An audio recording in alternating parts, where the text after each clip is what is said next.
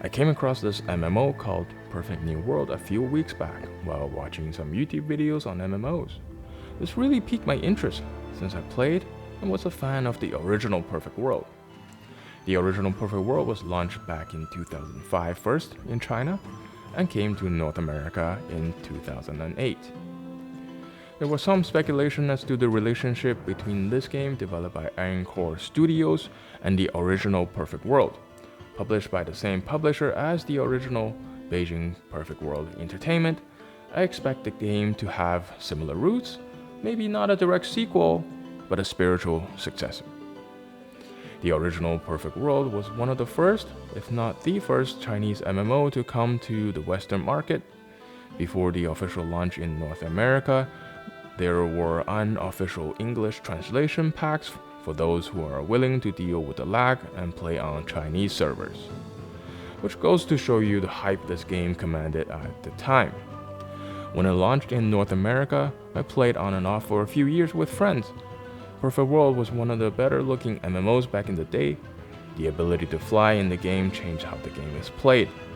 You no longer are limited by fast travel points, which are still offered in the game, or taking really long walks. You can fly wherever you want it. The vast open world is yours to explore, although there is a time limit on how long you can fly depending on the wings you have. The cash-up wings, of course, will have a longer limit. I believe some up to 30 minutes, if not more. The original was designed with the ability to fly in mind, which means there are flying combats, flying quests, places you can only reach by flying, and you can also carry people while flying as well.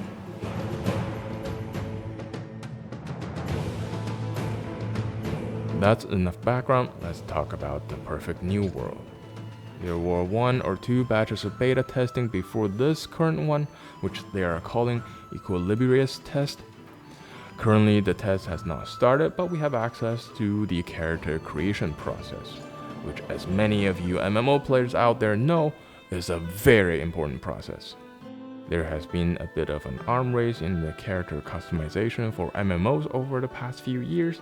Games like Black Desert and EVE Online have really raised the bar of what we expect for the customization process and options. I'm happy to report there is a huge amount of sliders for customization in the Perfect New World. There are sliders for eyes, for nose, for face, body, arms, legs, chest, and the option I've never seen before, the ability to adjust the buttocks. Not just adjust, mind you, to perfect the buttocks. There is option to adjust how far apart they are, and the unexpected option to angle the buttocks, which I have never thought of, but kind of want in every game from now on. There's one obvious option missing, character height adjustment. I'm not sure if it's not there for the beta or intentionally omitted to keep hitboxes consistent for combat purposes, as in a tiny character could potentially have some advantage in PvP or PvE. There are also many accessories for faces which are very cool, things like earrings, lip rings, and monocles, and probably more cash shop items later on.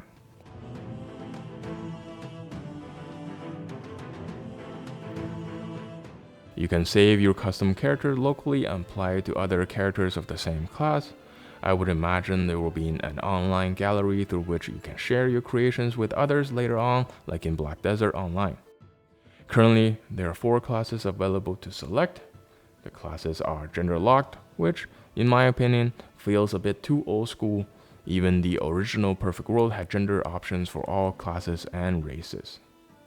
Looking at the names and the descriptions, combined with the radar charts provided, it seems there's a distinct lack of support classes. There's also seemed to be a lack of ranged DPS class, either a gun or bow class, or ranged magic classes. The game is still in development, so I'm pretty sure those classes will come, and maybe even gender selection. The hair and fur looks great in the game. The graphical fidelity of the game overall is very impressive. The shaders look great. Hair and fur looks nice and soft with the sheen you would expect. The armor pieces look fantastic. Textures are highly detailed and very sharp. Material look as they should, with sparkles on metallic armor pieces and weapons, a slight sheen on the leather, and diffuse softness of cloth. Each material looks different, and combined creates a feeling of richness and variation. It is a joy to look at. We will take a look at the graphics in more detail later on when we can actually play.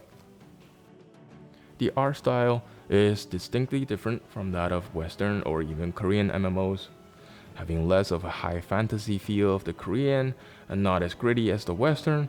Perfect New World is very Chinese inspired, like the Tiger Race and the Spear class, although a little bit fantasy, but still very much grounded in reality.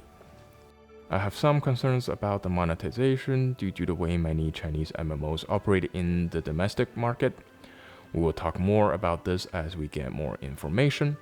Unlike the first game, which was developed first for the Chinese market and then ported to the West, this new game is being developed at the same time for the Western and Chinese market, which gives me some hope.